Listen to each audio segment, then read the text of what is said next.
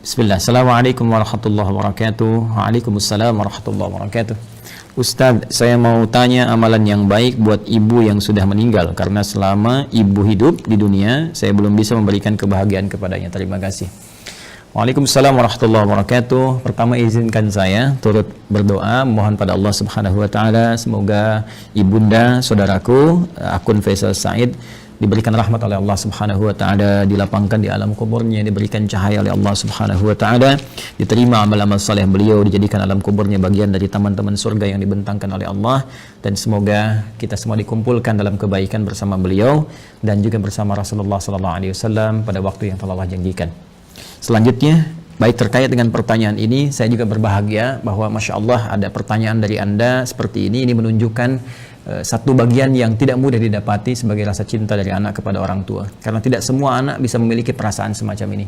Maka berbahagialah ketika tumbuh nilai-nilai itu, kecintaan kepada ibunda yang memang sangat dimuliakan dalam Al-Quran. Ya, seorang ibu Masya Allah berapa kali mendapatkan keutamaan dalam Al-Quran, ya, seperti di Quran surah ke-31 misalnya di ayat ke-14, Quran surah ke-46 di ayat ke-15, bagaimana Allah melukiskan perjuangan seorang ibu sampai kita harus berbakti maksimal kepadanya, kan, sampai nanti puncaknya di Quran surah ke-17 ayat 23 ketika Allah menetapkan kita harus berbakti kepada Allah, setelah itu meletakkan bakti kepada kedua orang tua setelah pengabdian kita dan penghambaan kita kepada Allah Subhanahu wa taala. Dan diutamakan lagi ibu disebutkan 3 kali dalam hadis Nabi sallallahu alaihi wasallam ketika ada seorang sahabat bertanya, man abar, kepada siapa saya mesti berbuat baik? Maka Nabi menjawab, ummak, kepada ibumu. Qala thumma man, kemudian kepada siapa? Qala ummak, kepada ibumu. Qala thumma man, kemudian kepada siapa? Qala ummak, ibumu. Baru kemudian yang keempat disebut abak. Ya, bukan berarti dalam konteks ini ayah misalnya tidak punya prioritas, tidak, tapi ini ingin menunjukkan bagaimana keutamaan seorang ibu yang memiliki keistimewaan di hadapan Allah dan Rasulnya. Pun demikian ayah pun nanti punya keutamaan dalam konteks yang terpisah. Dari sini Nabi memberikan bagaimana isyarat kepada para sahabat, ya ridwanullah alaihim jami'an, untuk berbakti kepada ibundanya. Ya, dalam keadaan hidup misalnya, kalau Anda buka kitab Al-Adabul Mufrad karya Al-Imam Al-Bukhari, dikisahkan bagaimana seorang yang berjuang sudah berangkat ke medan jihad, dilaporkan oleh kawannya, ya ibunya sedang menangis. Ya, karena belum bisa melepas kepergiannya pada saat itu, belum ketemu chemistry-nya. Ya, maka Nabi memanggil kemudian si anak muda ini, ya dipanggil oleh Nabi, maka Nabi katakan kepadanya, idhab, ya irji' ila ummik, bermakna pergilah kembali, pulang kepada ibumu, buat dia tertawa sebagaimana engkau telah membuatnya menangis. Buat dia tertawa sebagaimana engkau telah membuatnya menangis. Ini para ulama mengomentari bagaimana kedudukan seorang ibu sampai jihad berbakti kepadanya dalam keadaan hidupnya, membahagiakannya, memuliakannya, ya itu diutamakan bahkan melebihi jihad dalam medan perang jika ada kemudian hal-hal yang menuntutnya secara syar'i. Al-Imam Ali bin Abi Thalib karramallahu wajhah, ya mengomentari statement Nabi sallallahu alaihi wasallam ketika menyebutkan 3 kali ummak, ibumu. Maka dikomentari oleh beliau, karena ibu memiliki 3 keistimewaan yang tidak didapati oleh ayah. Yang pertama, ibu yang mengandung, ayah tidak mengandung. Yang kedua, ibu melahirkan, ayah tidak melahirkan. Yang ketiga, ibu menyusui, ayah tidak menyusui. Dengan 3 keutamaan ini, Nabi kemudian memberikan gambaran ibumu. Ada komentar yang lain bahwa ketika orang ini bertanya, maka peluang terbaiknya untuk berbakti ada kepada ibunya. Sehingga Ibnu Abbas radhiyallahu ta'ala anhuma ketika didatangi oleh seseorang di masa beliau menjadi mufti, ya, aku punya persoalan, aku punya maksiat yang cukup tinggi aku kerjakan, bagaimana cara bertobat kepada Allah Subhanahu wa taala? Ibnu Abbas kemudian berkata, apakah engkau masih punya ibu? Ya, kata orang ini, ya aku masih punya ibu. Maka kata Ibnu Abbas radhiyallahu ta'ala anhuma, pergilah engkau pulang, ya, kemudian layani ibumu, bahagiakan ibumu, ya, dan berbuat baiklah kepada ibumu. Orang ini bertanya, kenapa engkau berfatwa demikian, kan? Dia tidak menyuruh misalnya saya maksimalkan salatnya, maksimalkan misalnya sedekahnya, tapi yang diutamakan ke ibu. Karena kata Ibnu Abbas radhiyallahu taala anhuma, saya tidak melihat yang lebih utama untukmu saat ini kecuali yang itu. Inilah bagaimana kejeniusan Ibnu Abbas radhiyallahu taala anhuma, karena memang dalam narasi-narasi ayat-ayat Al-Qur'an firman Allah Subhanahu wa taala, kedudukan membahagiakan berbakti kepada ibunda itu langsung ditempatkan oleh Allah Subhanahu wa taala setelah penghambaan kita kepada Allah. Wa qadha rabbuka alla ta'budu illa iyyah wa bil walidaini ihsana. Kepada kedua orang tua kita wajib berbuat baik di tempat setelah penghambaan kepada Allah. Dan di antara kedua orang tua ini, ibu menempati posisi yang sangat tinggi. Wassaynal insana biwalidayhi hamalathu ummuh. Jadi ketika 2 ini disebutkan, Kata Allah di Quran surah 31 di ayat ke-14, dan kami wasiatkan kepada ke seluruh anak-anak itu untuk berbakti kepada kedua orang tuanya. Siapa di antara mereka kalau mau didahulukan? Ya hamalathu ummu, maka prioritaskan ibumu dulu, ya kan? Ayah juga kita hormati, ya kita istimewakan, tapi ibu di sini dalam konteks kita ada pertanyaan, ibu mendapatkan kedudukan yang sangat luar biasa. Demikian di Quran surah ke-46 ayat 15. Nah, ini yang paling menarik dalam konteks kehidupan. Allah, Rasulullah SAW meminta kita memaksimalkan. Orang banyak berbuat baik, tapi tidak sedikit orang-orang yang bisa memaksimalkan itu setelah ibunya wafat. Dan Anda termasuk yang dianugerahi oleh Allah Subhanahu wa taala kemampuan, keinginan dan azam untuk berbuat baik ibu walaupun telah wafat. Maka berbahagialah. Di antara caranya ada yang Nabi SAW sampaikan, bahkan disebutkan dalam hadis riwayat Muslim sampai dengan 9 lafaz. Saya sebutkan hadisnya, qala Rasulullah sallallahu alaihi wasallam, idza matal insanu atau idza matal abdu. Ya, kata Nabi SAW, jika seorang manusia yang biasa beraktivitas. Jadi insan itu, kata insan disebutkan 65 kali dalam Al-Quran, menunjuk pada term manusia dengan totalitas aktivitasnya. Jadi kalau terkait dengan nafsunya, tampilan fisikalnya disebut dengan bashar, 35 kali disebutkan dalam Al-Quran.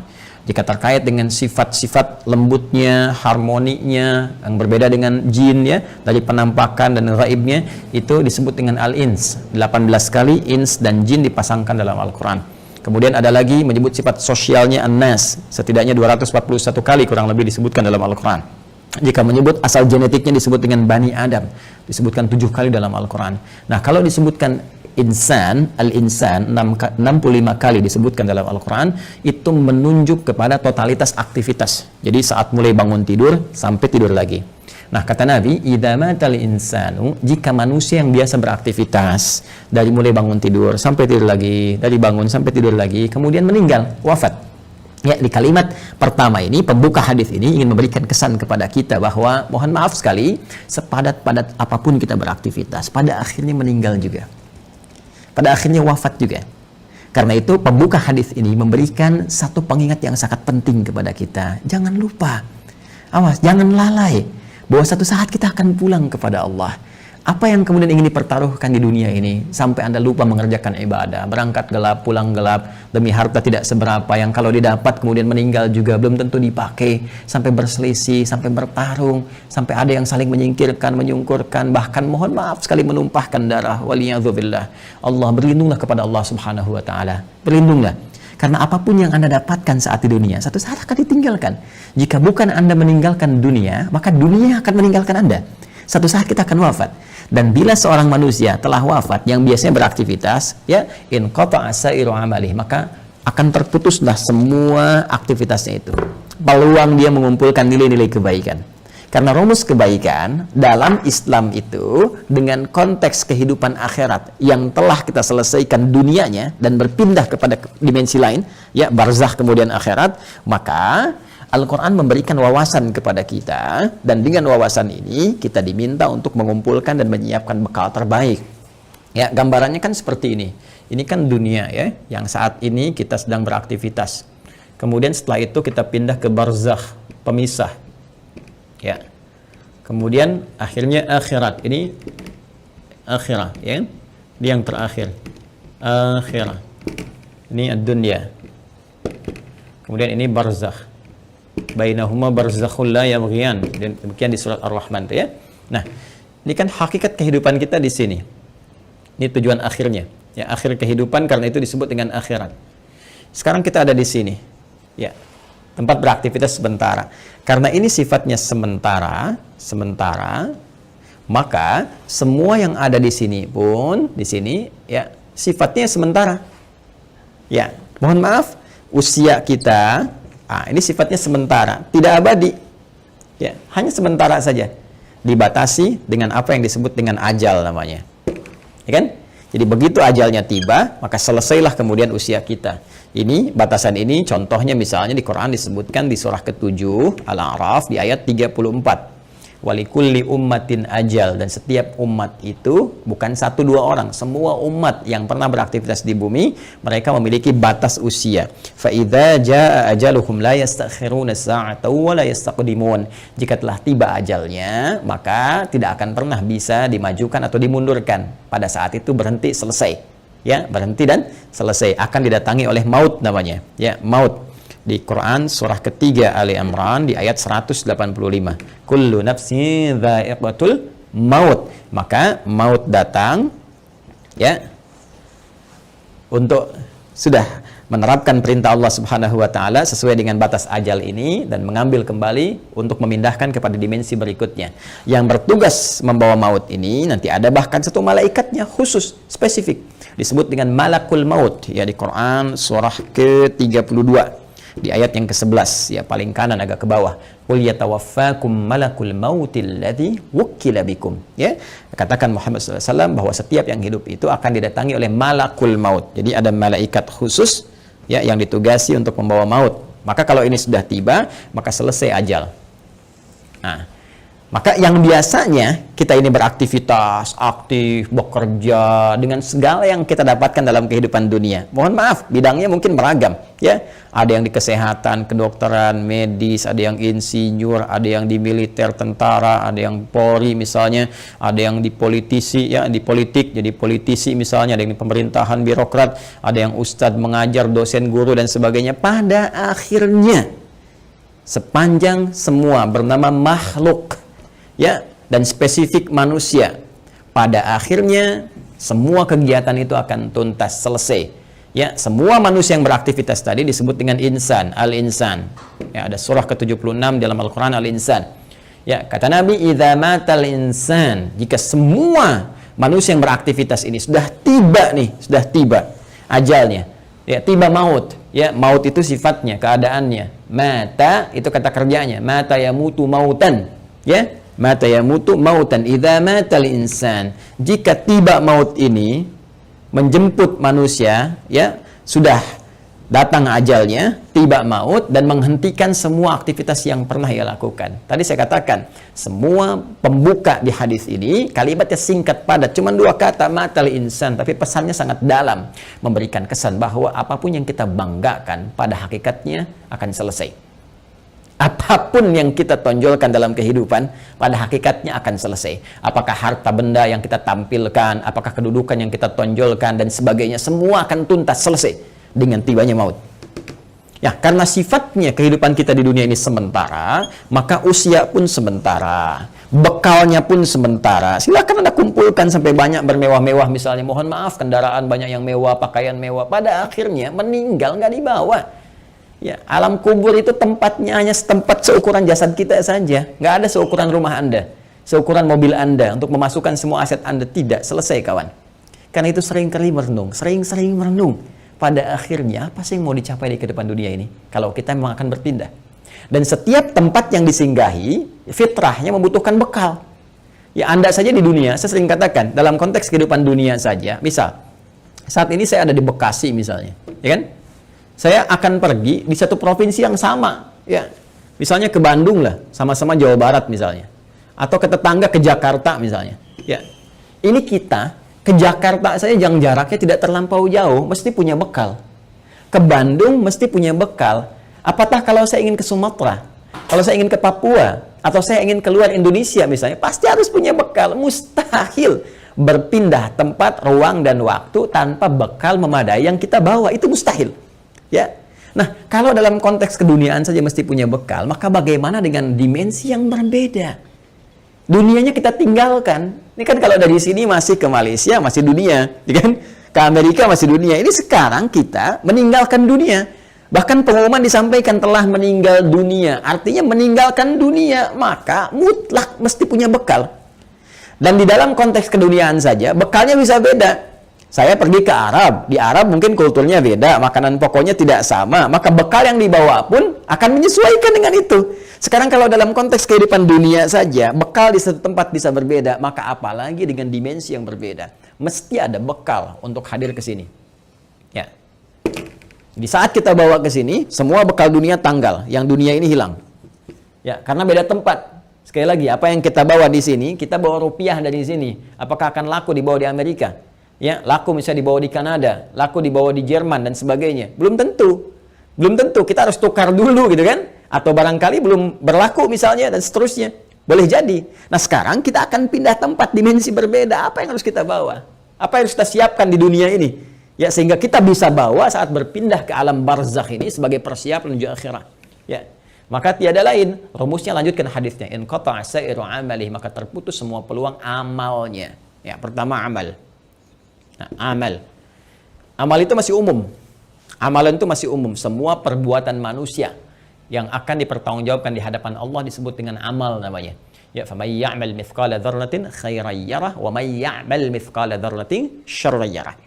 Ya, jadi semua perbuatan kita dari bangun tidur sampai dengan tidur lagi itu disebut dengan amal.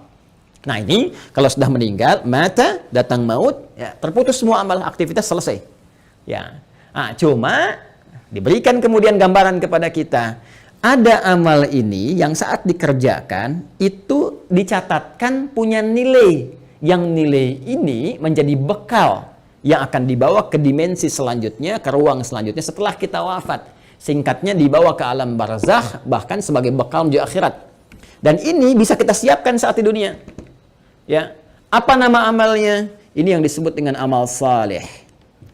Ya, jamaknya disebut dengan salihat. Amal saleh, jamaknya apa? Salihat. Ya, jadi amal ini ada yang netral, umum, kan? Nah, ini amal yang saat dikerjakan punya nilai untuk dibawa pulang menghadap Allah dan dibawa bekalnya ke tempat dimensi berbeda di barzakh sampai dengan ke akhirat disebut dengan saleh. Jamaknya disebut apa? Salihat. Ya. Singkatnya, setiap perbuatan yang dinilai sebagai ibadah oleh syariat. Ya, jadi setiap perbuatan kalau kita kerjakan diniatkan sebagai ibadah, maka itu namanya amal saleh. Jelas ya? Baik, jamaknya disebut dengan apa? Salihat. Ya, muncul Quran surah ke-103 misalnya Allah firmankan, ya, di surat Al-Asr, wal 'asr innal insana lafi khusr illa alladzina amanu wa amilus salihat. Nih, ya, wal 'asr, demi waktu, momentum, ya, yang Allah berikan kepada setiap manusia untuk beraktivitas. Nih, dikasih kesempatan dari pagi kan, bahkan dari bangun tidur sampai tidur lagi silakan beraktivitas. Tapi kalau aktivitasnya cuma mengejar dunia saja, kata Al-Quran berpotensi rugi. Karena saat dia meninggalkan dunia, fakir, dia nggak punya bekal. Ya, ada di antara mereka yang cerdas. Mereka beraktivitas, mengerjakan dunia. Bahkan kaya dalam kehidupan dunianya. Kaya, mobil punya, kendaraan cukup baik, di rumah baik juga, Masya Allah. Tapi yang paling menarik, mereka juga punya persiapan-persiapan akhiratnya. Apa itu? Illalladzina amanu wa amilus salihat. Ya, kecuali orang-orang yang cerdas, mereka beriman, yakin di antara keimanan mereka selain iman kepada Allah, iman kepada Rasulullah, mereka pun yakin iman tanpa ragu ada kehidupan setelah wafat. Ya, makanya rukun iman kan ada 6.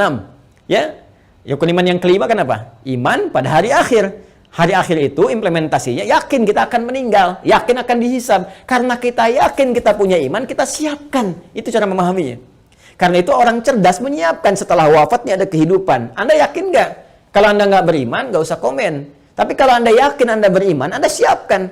Keyakinan kita memberikan dorongan kepada kita untuk menyiapkan bekal setelah kita wafat. Apa yang mau kita siapkan?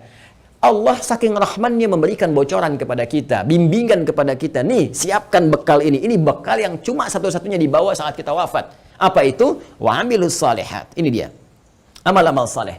Maka jadikan setiap bekal kegiatan kita itu menjadi amal saleh. Caranya bagaimana? Niatkan karena Allah Subhanahu wa taala. Ya, niatkan karena Allah lillah, bekerja karena Allah, merawat anak karena Allah, di rumah tangga karena Allah. Bahkan nanti implementasinya Nabi SAW memberikan panduan dengan doa langsung. Makanya saya sering katakan dalam Islam semua aktivitas itu punya doanya. Bangun tidur ada doanya, sampai mau tidur lagi ada doanya. Semua aktivitas kita. Tatkala kita pun belum memahami, sertakan kalimat Bismillahirrahmanirrahim.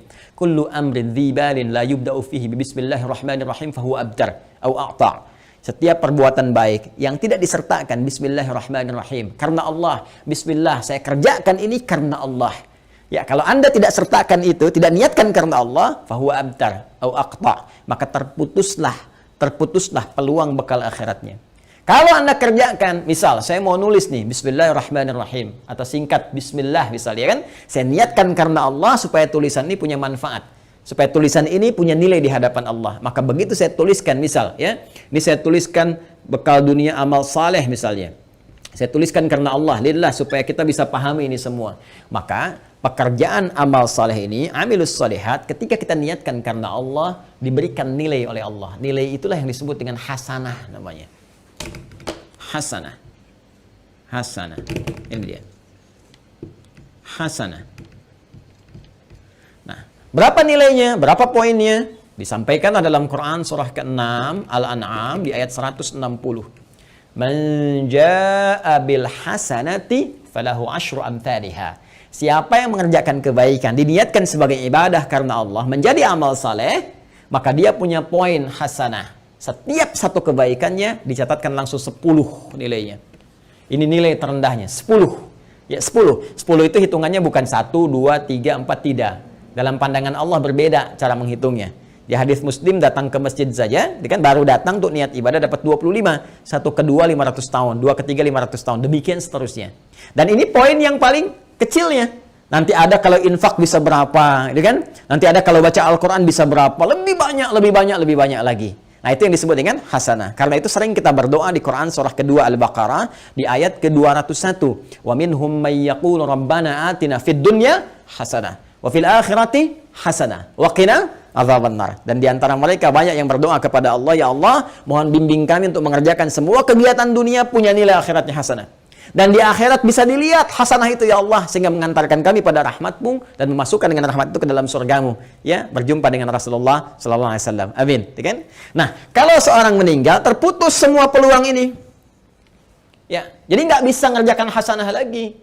Tapi ada rahasia. Kata Nabi, ada 3 amalan yang kalau dikerjakan, Masya Allah, ini yang sudah meninggal nggak bisa ngerjakan lagi, tapi hasanahnya tetap mengalir, pahalanya tetap mengalir, ngalir. Dan di antara yang 3 itu Nabi menyebutkan, perhatikan kalimatnya, idza matal insanu aw idza matal abdu in qata'a sa'iru amali illa min thalath, ya, atau illa min thalathatin. 1, shadaqatin jariyah. Sedekah jariyah. Ya. Nah, ini kalau kita gali lagi, ini lebih panjang lagi nih. Ya, mohon bersabar ya teman-teman sekalian. Ya, sedekah itu adalah setiap kebaikan yang mampu kita kerjakan. Kullu ma'rufin sedekah. Semua jenis kebaikan yang mampu kita kerjakan. Nah, sedekah dibagi pada 2 bagian. Bagian yang pertama yang tidak mengalirkan pahala abadi untuk kita. Maksudnya kalau kita wafat selesai. Yang kedua, kalaupun kita wafat, pahalanya tetap mengalir. Seperti apa yang dimaksudkan 2 keterangan ini dan bagaimana saudara kita ya Faisal, semoga Allah rahmati beliau dan ibundanya serta keluarga besarnya bisa memaksimalkan ini untuk memberikan yang terbaik pada ibundanya. Nanti kita lihat setelah menunaikan salat Isya berjamaah. Mohon izin kembali kita lanjutkan bahasan kita, bahwa pertama dari akun Faisal Said tadi menanyakan sebelum Isya, beliau berkenan menginginkan adanya satu amalan yang bisa dipersembahkan untuk ibundanya yang telah wafat dan ingin membahagiakan beliau dalam keadaan saat ini. Bagaimana, apakah ada bimbingan dalam Al-Quran ataupun hadis-hadis Nabi Sallallahu Alaihi Wasallam? Tadi telah kita buka, telah kita sampaikan dengan begitu mendetil bahwa Al-Quran memberikan peluang terbaik bagi seorang anak ataupun anak-anak yang ingin berbakti kepada kedua orang tua, khususnya ibundanya tercinta. Baik itu saat masih ada bersama beliau ataupun juga telah meninggalkan bagian dari keluarganya. Di antara amalan-amalan itu, Nabi SAW memberikan gambaran kepada kita dalam salah satu sabdanya, dan bahkan disebutkan tadi saya katakan hampir 9 lafaz dalam Imam Muslim. Ya, Nabi SAW menyampaikan, qala Rasulullah SAW, idza matal insanu, jika manusia yang telah beraktivitas itu dari mulai bangun tidur sampai dengan tidur lagi, kedatangan maut, ya, tiba kemudian ajalnya, in qata'a sa'iru amalih, maka dengan wafatnya itu, dengan datangnya maut itu, terputuslah kemudian seluruh peluang aktivitas-aktivitas yang telah ia kerjakan, yang sebelumnya telah ia tenun. Sudah tidak ada lagi kesempatan. Maka karena tidak ada kesempatan beraktivitas lagi, di antara peluang untuk mencari bekal untuk pindah ke alam barzakh sebagai persiapan menuju akhirat pun terputus sudah. Ya, karena amal itu telah kita tadi uraikan dibagi pada 2 bagian. Ya, ada yang tadi objektif umumnya, kemudian dibagi 2, ada yang disebut dengan amal saleh, yaitu amal-amal kebaikan yang dinilai sebagai ibadah jika dilakukan karena Allah Subhanahu wa taala. Dan dia punya poin yang disebut dengan hasanah itu. Bila ada satu perbuatan menjadi hasanah, maka dia punya 10 poinnya. Ya, Quran surah ke-6 Al-An'am ayat 160 seperti telah kami tuliskan sebelumnya, man jaa'a bil hasanati falahu asyru amsalihha. Ya, maka siapapun yang mampu menenun kebaikan menjadi hasanah, punya nilai ibadah, maka dia punya poin 10. Ya, 10 tadi kami sampaikan saat sebelum Isya, bahwa jangan dihitung 1, 2, 3, 4, 5 karena Allah punya hitungan tersendiri yang nilainya jauh dari apa yang kita gambarkan. Nah, teman-teman sekalian, itu batas minimalnya. Ya, apalagi nanti kalau kita kemudian tenun dengan amal-amal lain yang punya nilai yang lebih banyak lagi, seperti infak, bacaan Al-Quran dan sebagainya. Ada lagi amal yang kedua, nanti amal sayyi, ya, jamaknya sayyiat, sayyiat. Nah, ini amal-amal yang didesain bersumber dari nafsu atas bisikan-bisikan setan. Ya, paradoks dengan amal soleh tadi. Makanya sering saya katakan ada amal soleh, ada amal salah. Yang baiknya amal saleh, yang jeleknya amal salah. Amal salah ini sepanjang kita hidup mesti kita koreksi, kita benarkan, ya, lewat jalur yang disebut dengan taubat. Ya, supaya dengan jalur taubat ini dihapus nanti yang jelek-jeleknya sebelum kita wafat, ya dihapuskan catatannya, diperbaiki kemudian oleh amal-amal kita atas petunjuk dan izin Allah Subhanahu wa taala. Kita tutup itu dan isi dengan hal-hal yang baik sehingga di ujungnya, di ujung kematian kita menjadi baik. Itu yang disebut dengan husnul khatimah. Khatimah itu penutup, husnul itu baik, ya, penutup yang terbaik. Maka ketika kita sudah tutup dengan taubat, berkenan Allah menghapuskan amal-amal jelek ini sehingga yang terbawa yang baik-baiknya saja saat menghadap kepada Allah Subhanahu wa taala. Kalau ini tidak terjadi, nanti di hadis Muslim riwayat sahabat Abu Hurairah radhiyallahu taala anhu akan disebutkan oleh Nabi sallallahu alaihi wasallam, maka setiap amal yang soleh akan menutup yang salahnya. Ya, misal nanti yang ini salat, yang ini misalnya senang bikin hoax, maka yang salatnya akan menutup perbuatan hoaxnya. Yang ini misalnya puasa, yang ini senang berselisih, maka yang puasa akan menutup selisihnya. Demikian seterusnya sampai ditimbang nanti. Bahkan ada orang yang bangkrut disebut dengan muflis, ya, disebut dengan muflis. Jadi begitu habis amal salehnya, masih ada amal salahnya, maka bangkrut dia karena nggak punya lagi penutup. Ya, habis modalnya ini, tersisa keburukannya, maka diambillah kejelekan orang-orang dizalimi, ditimpakan kepadanya, dilemparkan ke neraka. Itu yang disebut dengan muflis. Waliyadzubillah, kita berlindung kepada Allah Subhanahu wa taala dari perbuatan tadi. Nah, sekarang ada orang yang telah wafat, nggak bisa mengerjakan amalan lagi, tapi apakah dia berpeluang masih mendapatkan baik balasan-balasan pahala? Ya, transfer pahala kebaikan. Karena kalau sudah di alam barzah, kita nggak bisa kirim makanan, kita nggak bisa misalnya kirim perhiasan, kita nggak bisa kirim kebutuhan dunia, karena dimensinya beda, ruangnya sudah lain, alamnya sudah berbeda. Yang harus kita kirimkan kepada mereka adalah bakal real yang mereka butuhkan. Nah, kata Nabi, ada 3 peluang yang mungkin didapatkan oleh mereka yang telah wafat, ya, walaupun mereka telah meninggal dunia dan tidak beramal lagi. Yang pertama tadi telah kita singgung, sedekah jariyah. Ya, sedekatin jariyah, yaitu amal-amal kebaikan yang pahalanya tetap mengalir. Ya, saya ulang, amal-amal kebaikan yang pahalanya tetap mengalir. Jadi, pertama, teman-teman, sedekah ini adalah gambaran dari semua perbuatan-perbuatan baik. Ya, dalam fikih disebut dengan kullu ma'rufin sedekah. Semua perbuatan baik yang mampu dikerjakan itu disebut dengan sedekah. Karena itu zakat dalam Al-Qur'an disebut juga dengan sedekah. Ya, khudz min amwalihim sedekah. Ambil dari zakat yang telah masuk, ya, nisabnya, haulnya, ambil itu, ya, sebagai bagian dari perbuatan baik. Sedekah yang membuktikan kebenaran iman. Jadi sedekah itu bisa diartikan pembuktian kebenaran, sesuatu yang baik, sesuatu yang jujur, dan nilai-nilai kemuliaan. Itu diantara makna sedekah. Karena itu kenapa perbuatan baik disebut dengan sedekah? Ini pertama pembuktian dari keimanannya. Jadi iman itu implementasinya kebaikan-kebaikan. Untuk membuktikan kita beriman, maka diminta oleh Allah kepada kita semua membuktikan lewat amalan baik. Karena itu lisan diminta berkata baik, tangan bekerja baik, kaki melangkah pada yang baik. Itu pembuktian iman. Karena itu orang beriman mustahil berbuat yang tidak baik. Karena itu kata Nabi, la yasrikul mu'min, indama yasrik fahuwa mu'min. Mustahil orang beriman itu korupsi, orang beriman itu mencuri. Ketika mencuri ada iman dalam dirinya. Maksudnya Nabi mempertanyakan, imannya kemana sampai bisa mencuri? Imannya kemana sampai bisa berbuat maksiat, kan? Jadi iman itu akan mendorong kita berbuat baik. Karena itu semua perbuatan baik disebut dengan apa? Sedekah. Nah, perbuatan baik yang disebut dengan sedekah ini dibagi 2 bagian. Ya, dibagi 2 bagian. Ada yang disebut dengan sedekah tsabitah. Ya, saya hapus dulu ini. Sedekah tsabitah. Dia sedekatun, sedekah. Ada yang disebut dengan tsabitah. Ya, tsabitah itu sudah yang tetap berhenti, gitu kan? Atau waqifah, berhenti sampai di situ. Ya, berhenti saja sampai di kehidupan dunianya. Maksudnya apa? Saat dia beramal di dunia, saat hidup dituliskan pahalanya. Tapi ketika wafat selesai, waqifah, tabitah, berhenti sampai di situ saja. Dalam konteks kehidupan dunia saja. Saat dia beramal. Jadi saat dia hidup di dunia, kemudian misalnya dia salat nih. Ya, si A misalnya salat. Kemudian dia ketika menunaikan salat kan dituliskan pahalanya. Ya, ketika ikhlas tunaikan tuliskan pahala. Misal dapat pahala sekian kan. Nah, ketika dia meninggal dunia, wafat ini, sudah. Karena nggak bisa sholat lagi, nggak ada lagi catatan amal pahala mengalir. Ya, sudah selesai sampai di situ. Selesai, terhisab sampai di situ. Karena selesai, tetap di situ disebut dengan thabit atau waqifah, berhenti sampai di situ.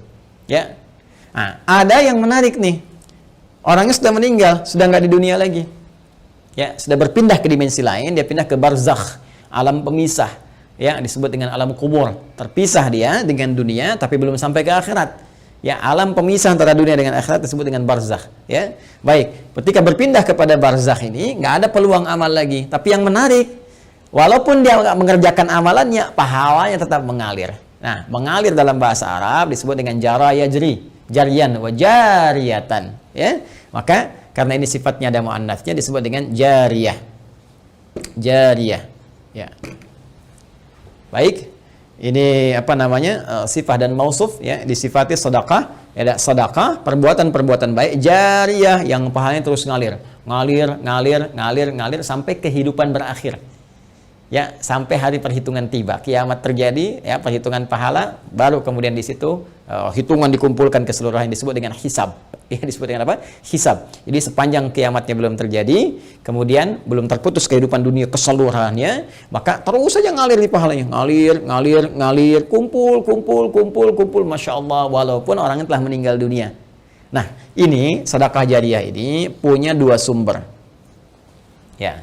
Untuk mempercepat, punya dua sumber. Sumber pertama adalah kebiasaan amal soleh yang dikerjakan oleh orang yang meninggal tadi sebelum dia wafat.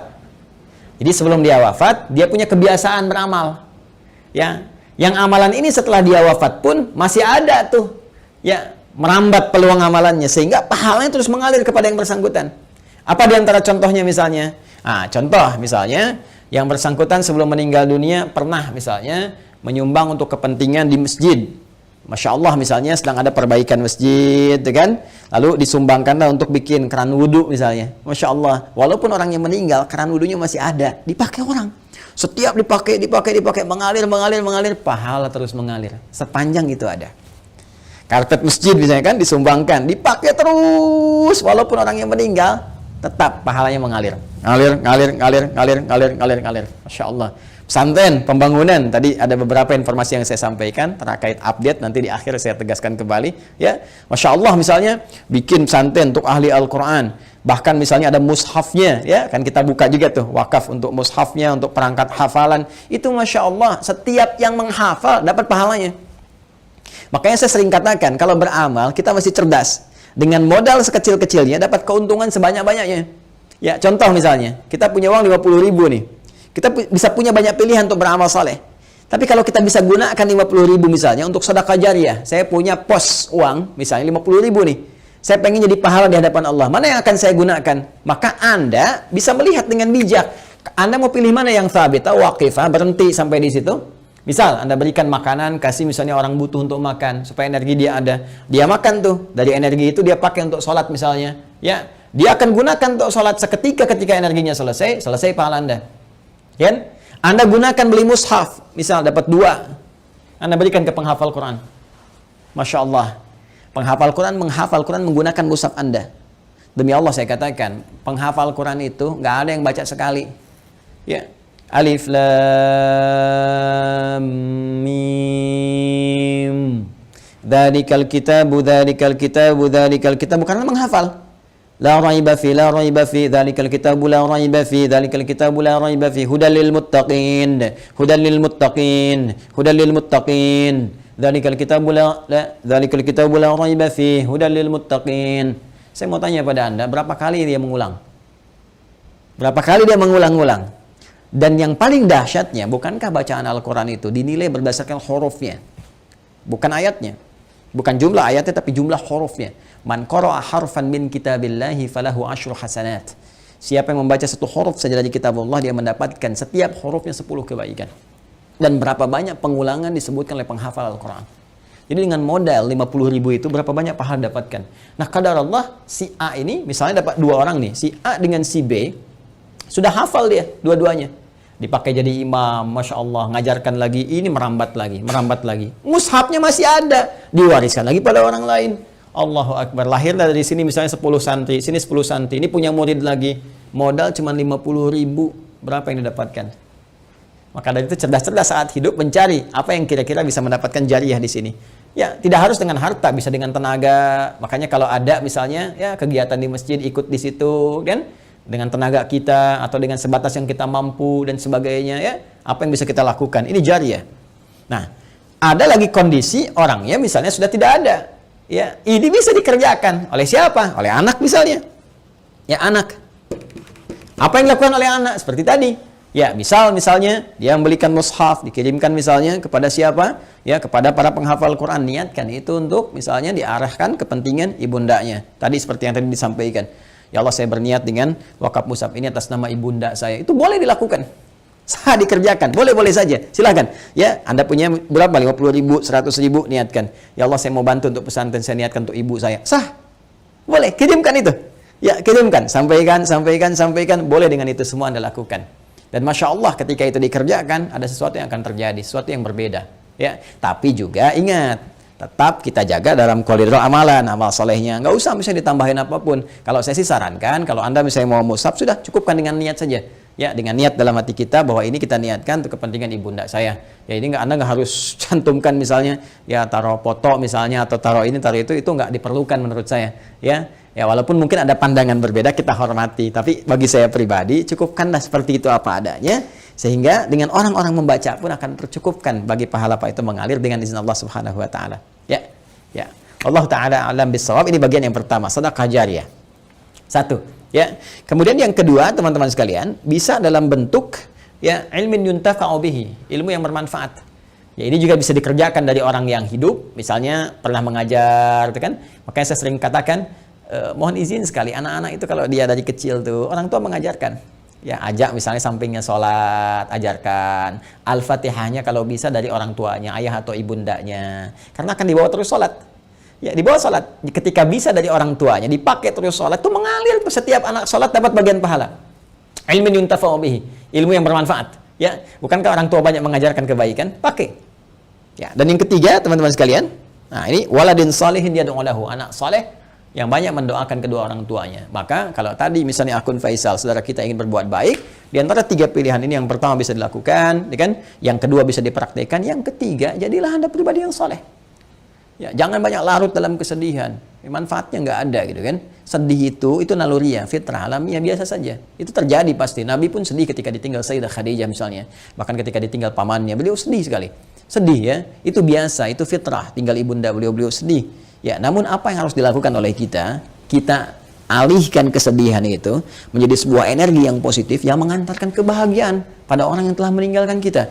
Maka caranya apa? Perbaiki pribadi kita menjadi saleh. Ya, jadi anak yang saleh, yang disukai oleh Allah Subhanahu Wa Taala. Mulai rubah tampilan kita, tunaikan sholat dengan baik, rajin membaca Al-Quran, bekerja dengan baik, yang halal jauhi yang haram-haram. Ketika semua itu dikerjakan, Anda tinggal mengangkat tangan bermohon pada Allah Subhanahu Wa Taala. Ketika sifat saleh melekat pada seorang anak, maka doanya langsung mustajab. Waladin salehin yad'u lahu. Seorang anak yang saleh, yang ketika bermohon kepada Allah, langsung doanya diantarkan jadi cahaya ke kuburan ibundanya atau ayahandanya.